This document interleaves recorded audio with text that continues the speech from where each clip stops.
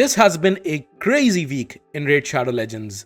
The Teenage Mutant Ninja Turtles are finally in the game, and the new event dungeon is live. Shredder is the final boss. You can get access to a brand new gear set, and I have a few teams for you guys to be able to farm and speed farm this.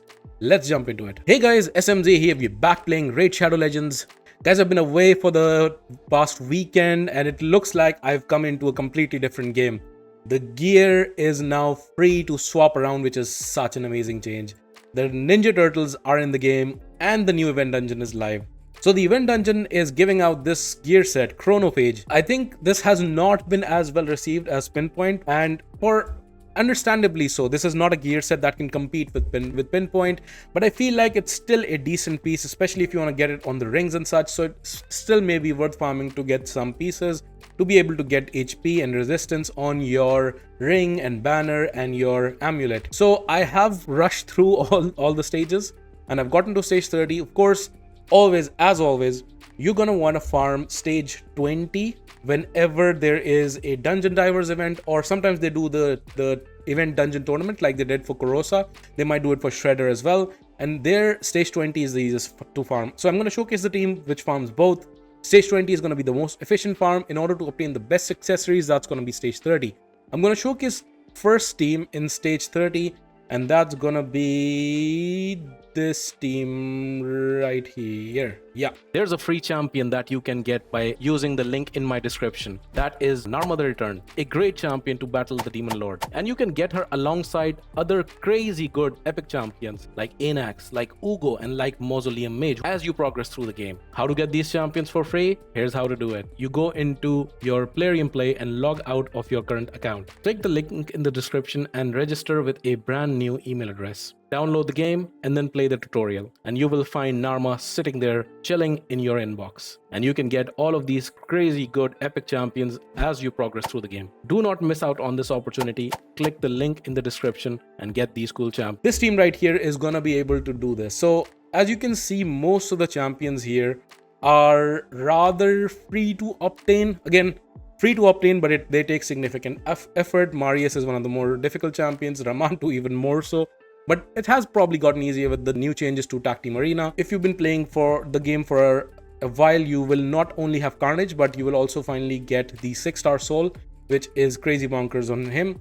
Armand's was a fusion, and Geomancer is the most difficult to obtain champion, that you have to pull him. Still an epic champion. So 2 is built in a Feral set, 9-piece, and his stats are, you need to make him the fastest on your team, 299 speed and enough accuracy to land his stuff. And then you have Carnage, who's built in a lethal and stone skin. I use him in the arena very often, so that's his build. He just needs to, basically he needs to smack. That's all that matters, and we're going to use him in the second form, which hits incredibly hard. Marius, 9-piece Slayer, these are the stats on him. He also smacks really hard. Haven't changed the build on him, so if you've been following my channel for a while, you would have seen his build previously. Armand's is also in an arena set, so quite fast and very high accuracy to land his debuffs. And then finally Geomancer. So Geomancer I've pulled in the same set that I was farming the Korosa dungeon previously, but pre-nerf, so the more difficult version of it. Extremely tanky basically, and in a regen set with that relic which basically heals you. I'm forgetting the name of the relic. We can look into it later. So this is the team. Let's jump into the run and see how that works. As long as the boss goes, so the boss he hits quite hard, but that's pretty much all he does. He steals your buffs and he heals with the leech that he puts out. The champions that come alongside him on stage 30 are very difficult. So this guy, Tetsuya, he is a menace in Faction Wars Hard. It's been so difficult to deal with him, but because I've dealt with him so many times in Faction Wars Hard, I know his kit quite well. Basically, you need to block his passive, otherwise he will immediately get a turn, which is why we bring in Raman too. And the cool thing is, because the 6-star blessing this time round is Temporal Chain, which basically reduces your turn meter. Now, the cool thing is, Marius attacks whenever turn meter is decreased. So he attacks a lot in this composition, which is why Marius is such a good addition here.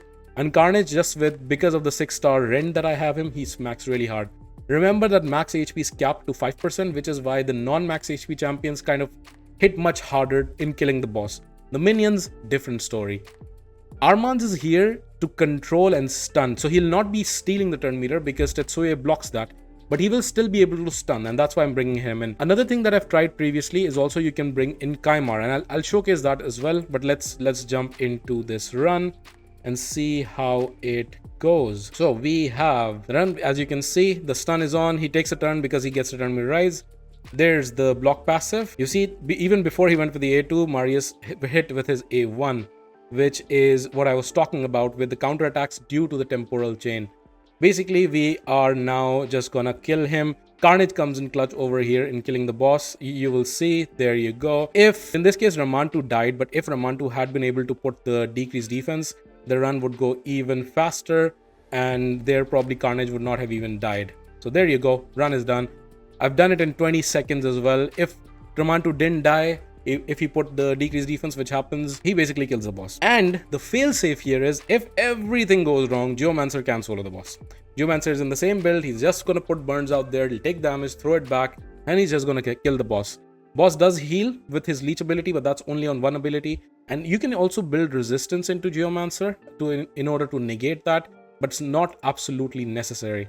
So what I was talking about is a second variation of the team would be basically if you take out Armans and if you bring in Kaimar. So what you'll do is you'll start off with the Abyssal Gaze to sleep the minions, and then you can also reset, which comes in handy.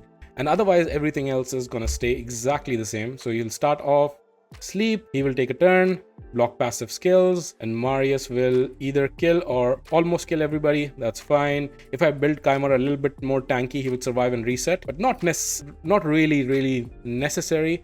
Another thing is that because I have Ramantu in a 9-piece feral set, he starts off with a block debuff, so the boss can't steal it, which is a bit annoying, but that's perfectly fine. So this is a very good team.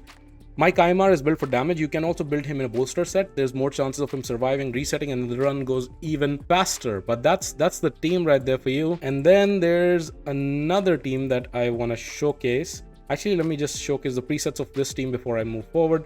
So Ramantu starts off with his Blood Wings to block passive skills, otherwise he prioritizes Fury. Carnage needs to go immediately into second form and then never convert back, and then prioritize A3 over A2. Marius, no presets. Kaimar, as I just did right now.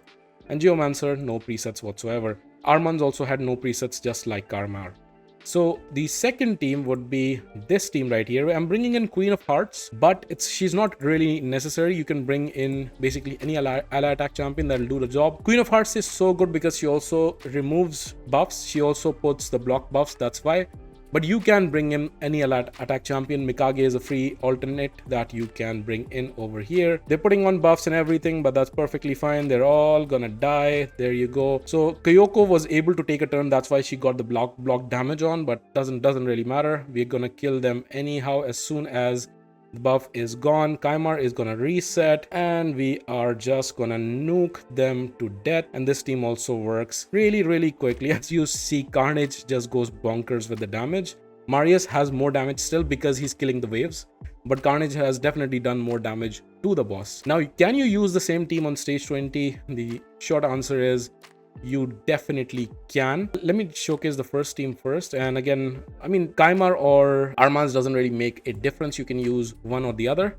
You can also use Fabian, but be ready to take the hits on yourself. Otherwise, that's perfectly fine. You just need to control them with any control champion that can be built fast. Same team will work. It's just that he's gonna die much faster, and he does do this weird thing sometimes. That's fine. The cool thing with Geomancer setup is that because he's reflecting damage, it doesn't really matter. So now I'll showcase one final team, and that final team is gonna be basically, let's do this. So I will take off Kaimar just to make it free to play friendly. I will bring back Armans. I'll take Marius off. I'll take these off as well. I just will bring Seer. I need to bring buffs for Seer. So here, that should work. So let's jump into it. Actually, let's switch Geomancer to the lead position so we can take advantage of the aura. But let's jump into the fight. I don't have presets yet, which means that I will have to take control in not auto actually. Okay, fine. So we start off with Armans with the stun. You can use Kaimar, you can use any champion. The goal is for to not allow Tetsuya to take a turn. He gains turn meter whenever your champions take a turn, so he will take a turn otherwise, which is important that we stun him, sleep him, freeze him, whatever. Then we are just putting on buffs on ourselves. Brogni is a good buffer. He puts 3 buffs, and one of those buffs is block T buffs.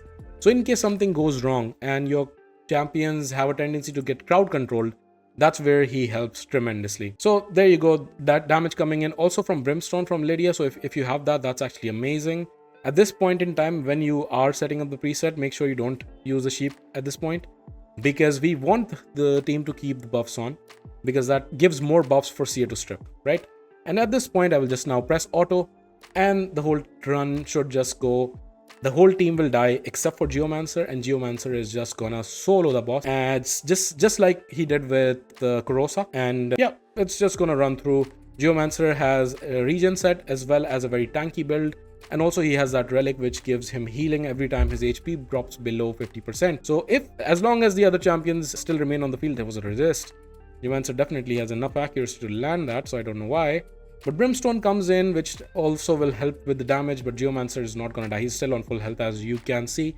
He also has emergency heal on, which actually I should switch out potentially, because I do not have a ring or any blood shield stuff on him to be able to disallow that. But doesn't really matter.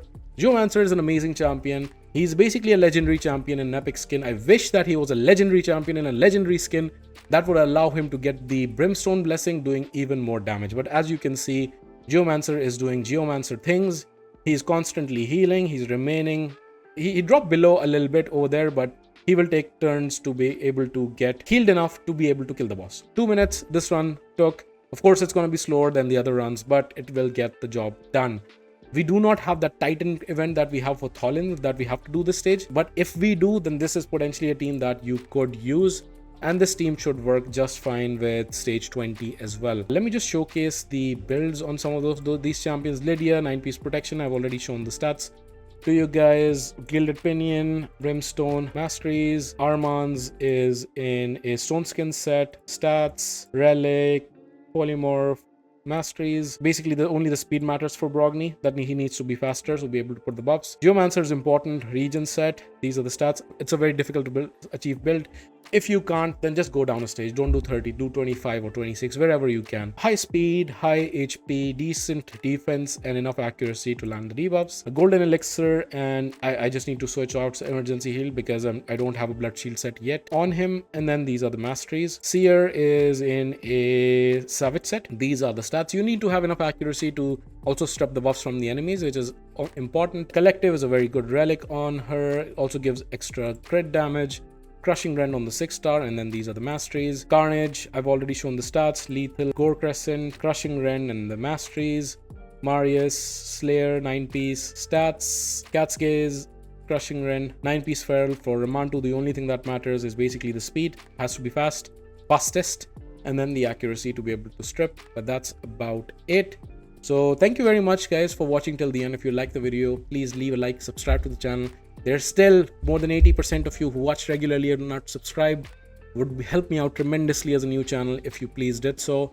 And yeah, this is just the start of me looking into this new dungeon. I'll come up with more teams and hopefully we can all figure this out. And Chronophage, maybe they'll introduce a new boss in the future or a new area of the game where it becomes more useful. As of now, it's not worth investing in as much as Pinpoint was.